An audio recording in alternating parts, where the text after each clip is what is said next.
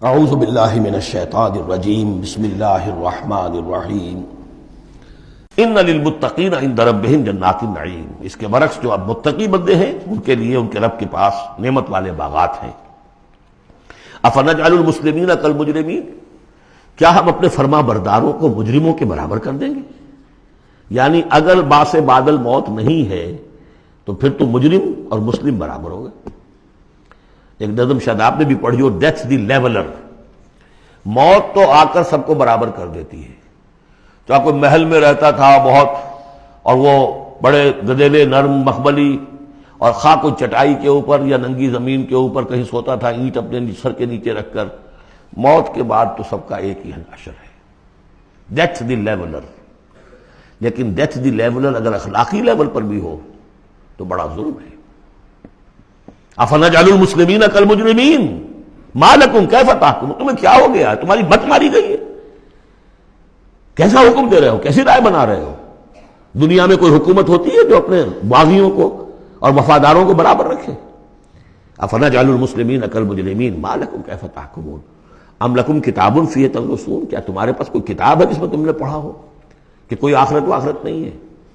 ان لکم فیہ لما تخیرون، کہ تمہیں آخرت میں وہ سب کچھ مل جائے گا جو تم پسند کرو گے۔ ام لکم ایمان علینا بالغہ، کیا تم نے ہم سے کوئی قسم لے رکھی ہے جو ہمارے اوپر پوری اترنے والی ہو الی یوم القیامہ، قیامت کے دن تک؟ ان لکم لما تحکمون، کہ تمہیں وہ سب کچھ مل جائے گا جو تم چاہو گے۔ سلہم ایہم بذالک زعیم، اے نبی ذرا ان سے پوچھئے کہ کون ہے کہ جو اس کا ذمہ لیتا ہو۔ ام لہم شرکاء،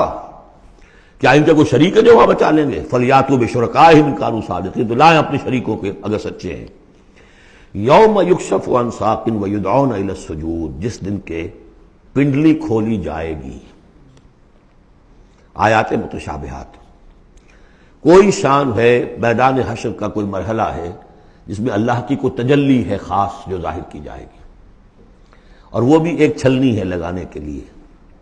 جو دنیا میں صاحب ایمان تھے، نمازیں پڑھتے تھے، سجدے کرتے تھے، وہ فوراً اس تجلی کو دیکھتے ہی سجدے میں گر جائیں گے، اور جو دنیا میں اکڑے رہتے تھے ان کی گردنیں اکڑی رہتی تھی، سجدے نہیں کرتے تھے، وہ چاہیں گے سجدہ کرنا کر نہیں سکیں گے، چھلنی لگ جائے گی۔ اب وہ تجلی کون سی؟ اللہ کی یکشف عن ساق، اللہ کی پنڈلی کھولی جائے گی، واللہ عالم۔ وَيُدْعَوْنَ إِلَى السُّجُودِ، اور پکارا جائے گا سجدہ کرو اللہ کو، فَلَا يَسْتَطِيعُونَ، یہ سجدہ نہیں کر سکیں گے۔ خاشعۃ ابصارہم، ان کی نگاہیں زمین میں گڑی رہ جائیں گی۔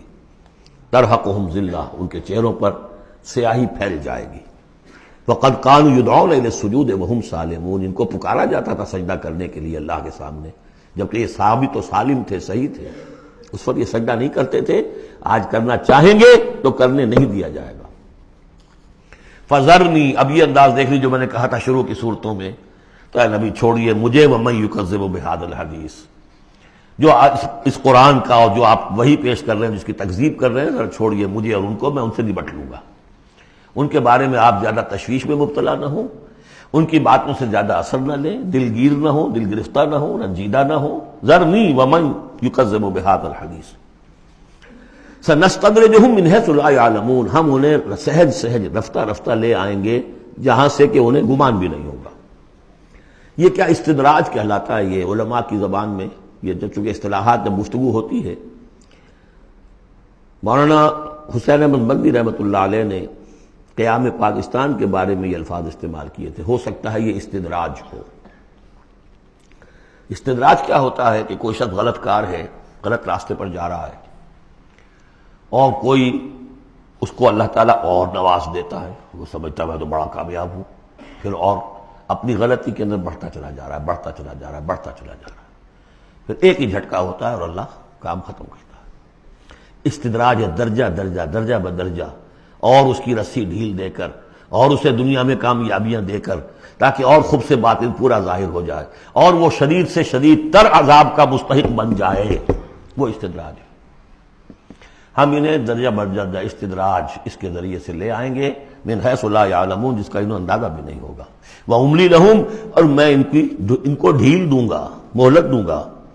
ان کیدی متین، میری تجویز، میری چال بہت مضبوط ہے۔ جیسے میں نے بارہا مثال دی ہے کہ اگر مچھلی کے حلق میں کانٹا پھنس گیا تو اب وہ شکاری ڈھیل دے رہا ہے، جائے گی کہاں؟ کانٹا تو لگا ہوا ہے۔ اسی طریقے سے املی لہم ان قیدی متین، اس کو میں چونکہ کہہ بیٹھا ہوں اس کو تو میں زیادہ بیان کر دوں آپ سے کہ اصل میں 1946 میں مولانا مدنی رحمۃ اللہ علیہ چونکہ رمضان مبارک ہمیشہ کرتے تھے سلہٹ میں، سن 46 کے رمضان میں انہوں نے کہہ دیا تھا کہ ملأ اعلیٰ میں پاکستان کے قیام کا فیصلہ ہو چکا ہے، اس لیے کہ وہ ہم لیلۃ القدر کے اندر فیہا یفرق کل امر حکیم، تمام معاملات طے ہو جاتے، ایک سال پہلے طے ہو چکا ہے، اگلی سال کے لیلۃ القدر میں پاکستان قائم ہو گیا۔ لیکن ظاہر بات ہے کہ مولانا مدنی قیام پاکستان کے مخالف تھے، تو اب ان کے کچھ عقیدت مندوں نے کہا کہ اگر یہ بات ملأ اعلیٰ کا یہ فیصلہ اگر آپ پر منکشف ہو گیا ہے، کشف ہو گیا ہے آپ کو، تو ہم کیا کر رہے ہیں، ہم پھر مخالفت کیوں کر رہے ہیں؟ تو انہوں نے جواب میں یہ کہا تھا کہ یہ معاملہ ہے تکوینی، اللہ نے جو فیصلہ کیا ہے کیوں کیا ہے یہ ہم نہیں جانتے، ہمیں دیکھنا ہے دنیا میں اپنے معاملات کو اپنی عقل سے کام لے کر، ان السمع والبصر والفؤاد کل اولئک کان عنہ مسئولا، ہمیں یہ دیکھنا ہے کہ مسلمانان ہند کے لیے کون سی تجویز بہتر ہے، صحیح تر ہے، اور ہمیں اس پر عمل کرنا ہے۔ تکوینی معاملہ ہے، ہو سکتا استدراج ہو کہ مسلمانوں میں سے کچھ لوگوں نے جو غلط روش اختیار کی ہے اللہ اور ڈھیل دے کر ان کے لیے کوئی بڑا عذاب لانے والا ہو، اور واقعہ یہ ہے کہ ایک بڑا عذاب ہم پر سن 71 میں آ گیا تھا، لیکن کچھ پتہ نہیں دوسرا عذاب اب سر پر آیا کھڑا ہو، لیکن اس کا سبب میرے نزدیک قیام پاکستان نہیں ہے، بلکہ اس کے بعد کا جو ہم نے طرز عمل اختیار کیا وہ ہے۔ تو یہ استدراج کے حوالے سے میں نے یہ وضاحت کر دی۔ ام تسألهم اجرا فهم من مغرم مثقلون، یہ سورہ طور میں یہ آیتیں جو کہ تو آ چکی ہیں، اے نبی کیا آپ ان سے کوئی اجرت طلب کی ہے؟ آپ نے بل تو نہیں بہت بڑا دے دیا ان کو کہ میں نے اتنی تمہیں جو تبلیغ کی ہے تو یہ میرا بل ہے؟ ام تسألهم اجرا فهم من مغرم مثقلون، کہ اس کے تاوان تلے دبے جا رہے ہیں یہ، ام عندهم الغیب فهم یکتبون، یا ان کے پاس غیب کا علم ہے جسے یہ لکھ رہے ہوں؟ فاصبر لحکم ربک، اے نبی صبر کیجئے، اور یہاں صبر کے بعد لام ہے، لحکم ربک، انتظار کیجئے اپنے رب کے حکم کا۔ اور یہاں نوٹ کر لیجئے آگے آ رہا ہے حضرت یونس علیہ السلام کا معاملہ، ان سے بس یہی خطا ہوئی تھی کہ اپنی قوم کے کفر اور مخالفت اور عناد سے غصے میں بھر کر، حمیت حق کا غصہ تھا، غیرت حق کا غصہ تھا، اللہ سے کوئی غصہ نہیں تھا معاذ اللہ، یہ کچھ مترجمین ادھر چلے گئے اللہ سے ناراض ہو کر، ذهب مغاضبا معاذ اللہ معاذ اللہ معاذ اللہ، ان کی بد کرداری اور ان کی مخالفت سے بد دل ہو کر غصے میں بھر کر چلے گئے، انتظار نہیں کیا اللہ کے حکم کا۔ فاصبر لحکم ربک، اپنے رب کے حکم کا انتظار کیجئے، ولا تکن کصاحب الحوت، اور دیکھیے آپ اس مچھلی والے کی طرح نہ ہو جائیے گا، اذ نادا وہو مکظوم، جبکہ اس نے پکارا، جبکہ وہ اپنے غم کو اپنے اندر ہی اندر پی رہا تھا، صدمے کو، اور جبکہ وہ اس مچھلی کے پیٹ میں لا الہ الا انت سبحانک انی کنت من الظالمین، میں نے ظلم کیا، میں زیادتی پر ہوں، لولا ان تدارکہ نعمت من ربہ لنبذ بالعراء وہو مذموم، اگر اس کا ہاتھ نہ پکڑ لیا ہوتا، نہ سنبھال لیا ہوتا اسے اس کے رب کے ایک انعام اور احسان نے، تو وہ تو پھینک ہی دیا گیا تھا چٹیل زمین پر مذمت زدہ۔ اس کو میں چاہتا تھا کہ آپ کو بتا دوں کہ اصل میں یہ علاقہ جو ہے بال بک کا علاقہ، اور وہ اس سے اوپر جو یہ عراق اور